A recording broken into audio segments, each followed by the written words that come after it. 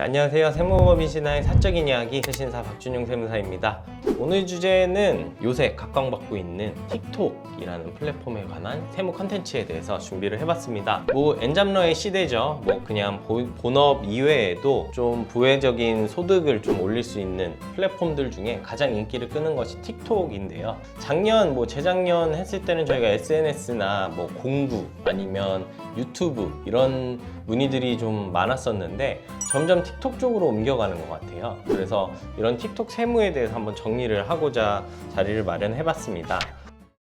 먼저 일단 첫 번째로는 틱톡커에 대한 세금인데요. 틱톡커에 대한 세금은 사실 수익의 종류에 따라 좀 달라질 수 있습니다. 예를 들어서 라이브 선물, 후원금이죠. 그런 거나 틱톡 광고 수익, 혹은 브랜드 협찬, 리뷰 영상 대가 등 수익 종류가 매우 다양한데 이 부분에 대해서는 각각의 판단이 좀 필요하지만 오늘 좀 다루기에는 너무 헤비하고요.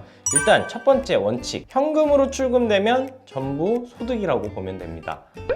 나는 소득이 별로 없어, 아니면 나는 좀 일시적으로 그냥 발생할 거야, 이런 거에 대한 판단은 조금 달리 될 수는 있지만 내가 정말 틱톡에 대해서 플랫폼에 대해 수익이 좀 일정하게 들어오고 지속적으로 들어온다 라고 하게 되면 사업소득으로 봅니다. 국세청에서는 사업자로 볼 수도 있고요. 그래서 사업소득으로 보기 때문에 이런 사업자 등록 여부라든지 세금 신고 여부가 달라집니다. 이 부분을 좀 따져봐야 됩니다. 제 생각에 현실적으로 판단할 수 있는 기준이 한 3가지 정도 있는데, 첫 번째, 매달 수익이 발생한다. 두 번째, 협찬 문의나 광고 문의가 계속 들어온다. 세 번째, 편집을 하는데 장비나 편집비 같은 것들이 계속 발생한다. 한 이 3가지 정도에 2개 이상이 해당이 되면 무조건 신고와 사업자 등록까지 저희는 추천을 드리는 편인데요.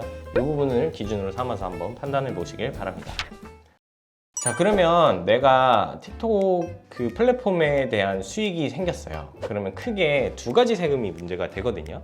첫 번째로는 틱톡 수익에 대한 순수익, 저희가 급여를 받으면 근로소득이 있고 사업소득으로 3.3% 떼고 받는 소득이 있듯이 틱톡 수익, 순수익에 대한 거는 이제 사실 1년치를 모아서 종합소득세를 신고하게 되는데, 이 종합소득세를 신고할 때는 또 사업자이냐 아니냐에 따라서 또 달라집니다. 두 번째는 이제 요새 가장 문의가 많은 부가치세입니다. 이 부가치세 부분이 그냥 일률적으로 다 과세되는 게 아니기 때문에 이 부분에 대해서도 좀 한번 생각을 해봐야 된다. 자, 일단 부가세에 대해서 한번 얘기를 해보겠습니다. 일단 부가세는 용역을 어디서 제공했느냐, 그리고 대금을 뭘로 받았느냐가 중요합니다. 그래서 일단 플랫폼으로부터 배분받는 후원금 등의 수익 관련된 거는 일정 조건을 충족하는 경우에는 국외 용역으로 보고 영세율을 적용받을 수 있다가 가장 중요한 포인트인데요. 영세율이 뭐냐? 부가세를 과세하되 세율이 0%라는 말입니다. 결국에는 내 수익에 대한 부가세를 안 내도 된다는 뜻이겠죠. 그렇기 때문에 이 부분을 적용할 수 있느냐 아니냐가 굉장히 중요한 부분인데, 사실 부가세는 비사업자에는 발생하지 않습니다. 사업자 등록을 한 사업자한테 발생을 하기 때문에 사업자 등록을 먼저 하시고 영세율을 적용을 받아야 합니다. 그렇다면 영세율 적용 조건은 뭐가 있을까요? 3가지가 있는데요. 첫 번째, 거래 상대방이 외국인 또는 외국 법인일 것. 틱톡은 싱가포르 법인입니다. 그래서 기본적으로 외국 법인이기 때문에 1번은 당연히 해당이 됩니다. 두 번째, 수익금을 외화로 수취할 것. 물론 외화로 들어옵니다. 세 번째가 가장 중요합니다. 수취한 외화를 국내 외화 계좌로 입금할 것. 이와 관련해서는 사실 외화 입금 증명서가 일단 필요하고요. 해당 증빙을 위해서는 여러 결제 수단 중에 페이오니아를 통해서 외화 수령 하시기를 권장드립니다. 이거는 사실 다른 컨텐츠에서도 많이들 강조하셔서 요새는 좀 많이 알고 계시는 것 같은데요. 페이팔의 경우에는 이제 외화 수령이 불가해서 영세율 적용이 아직 불가하다, 이 부분을 알고 위에 말씀드린 기준 3가지를 보시고 영세율 적용을 받을 수 있다만 인지하시면 될 것 같습니다. 영세율 적용이 사실 좋은 이유는 부가세 과세가 되지만 내 매출에 대해선 세율이 0으로 적용되고 내가 쓰는 비용에 대해서는 10% 공제를 받는다는 측면에서 굉장히 유리하다고 볼 수 있는데요. 물론 이제 지출에 대해서는 내가 이 틱톡 사업을 하는 데 있어서 사업 연관성이 가장 중요합니다. 사업장과 관련된 렌트, 그리고 촬영 소품, 촬영비 같은 것들이 들어갈 텐데요. 요거는 이제 국내에서 보통 이루어지죠. 그러니까 10% 부가세를 주고 거래하는 경우들이 많고 영세율 적용자들은 이 10%에 대해서 공제받을 수 있다라는 점을 알 수 있습니다. 그러면 결국에는 사업자 등록을 하라는 의미겠죠. 그래서 사업자 등록을 꼭 할 건데 그 뒤에서 종합소득세 얘기하면서 다시 한번 말씀드려 볼게요.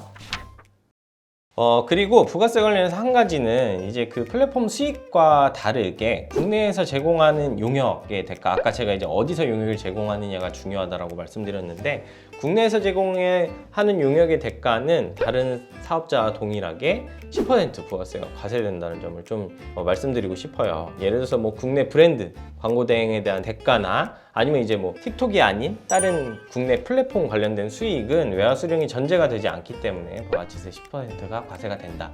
여러 수익이 있고 그 사업자 하나로 한다 하게 되면 영세율 적용되는 부분, 10% 적용되는 부분들이 혼재되어 있겠죠. 그런 부분들을 잘 구분해서 신고해야 된다라는 점을 말씀드리면서 부가치세는 이 정도로 마무리하겠습니다.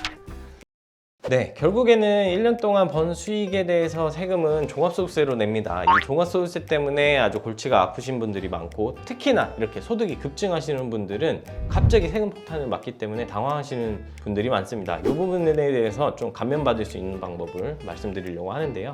일단 아까 말씀드린 대로 사업자 등록이 기본 전제입니다. 사업자 등록을 그럼 어떻게 하나요? 크게 두 가지가 있는데요. 과세 사업으로 낼 거냐, 면세 사업으로 낼 거냐입니다. 근데 이제 면세 사업의 경우에는 부가세가 아예 면제되는 거기 때문에 아까 앞서 말씀드린 영세율과는 좀 다른 개념입니다. 그래서 면세 사업자로 선택해서 내면 부가세가 면제되기 때문에 좋은 거 아니야? 라고 하실 수 있지만 내가 쓰는 비용에 대한 10% 공제가 안 된다는 측면에서는 좀 불리하고요. 더 중요한 거는 이 면세 사업자의 경우에는 현행 판례나 예규상 좀 중소기업으로 판단하기 어렵기 때문에 창업 중소기업 감면에 적용이 안 됩니다.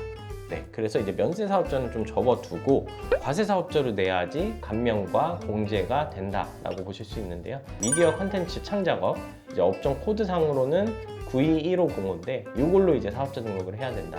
그리고 이제 창업 감면의 경우에는 이 업종으로 처음 창업한 것에 대해서만 뭐 5년 동안 소득세 50%에서 75%까지 이렇게 감면을 해주는데, 그런 부분에 대해서는 첫 창업이 중요하다. 그래서 처음 낼 때 되게 중요하다. 그래서 창업하기 전에 무조건 세무서 가서 창업하시지 마시고 저희 같은 세무 전문가와 한번 상담하신 후에 사업자 등록하시기를 추천드립니다. 그래서 뭐 결론적으로는 뭐 소득세를 줄이고 뭐 이런 다양한 방법에 대해서는 좀 컨텐츠로 다루기에는 좀 민감한 주제이기 때문에 그 부분은 저희한테 상담 신청해서 상담을 받아보시는 게 중요할 것 같고요. 창업 감면이 적용한다거나 아니면 부가세 환급이 적용 가능하더라도 결국에는 장부 관리가 굉장히 중요합니다. 내 매출을 누락이 없는지, 비용에 대해서 꼼꼼히 들어갔는지, 이런 장부 관리는 누가 합니까? 저희가 하죠. 세무사들이 보통 하기 때문에 이런 세무사들과 좀 일하는 부분에 대해서 좀 상담을 꼭 받으시고 체계적으로 관리를 하심이 좋을 것 같습니다. 네, 오늘은 틱토커 세금에 대해서 좀 한번 말씀드려봤는데요. 보통 이제 틱톡 처음 시작하시는 분들은 이 수익이 언제까지 갈지도 모르고 또 이 수익이 그렇게 크지 않기 때문에 나는 뭐 세금 문제에서는 좀 자유롭다라고 생각하실 수 있어요. 하지만 이게 아까 말씀드린 대로 처음 시작할 때 세팅하는 게 굉장히 중요합니다. 그래서 이 부분은 혼자 판단하지 마시고 유튜브 막 찾아보시고 혼자 판단하지 마시고 세무사나 회계사들의 말들을 좀 한번 들어보셔라. 뭐 저희도 요새 사례도 많고 또 저희가 이 부분에 대해서 연구도 많이 하고 있으니까 저희도 잘한다 라는 거 한번 어필해드리고요. 뭐 궁금하신 사항이 있으면 뭐 댓글로 말씀을 주셔도 됐고 저희 회사 메일로 주시면 저희가 상담 성심성의껏 해보도록 하겠습니다. 지금까지 세무법인 신화의 사적인 이야기 세신사 박준용 변호사였습니다. 오늘 컨텐츠도 유익하셨다면 구독, 좋아요, 알림 설정까지 부탁드립니다. 감사합니다.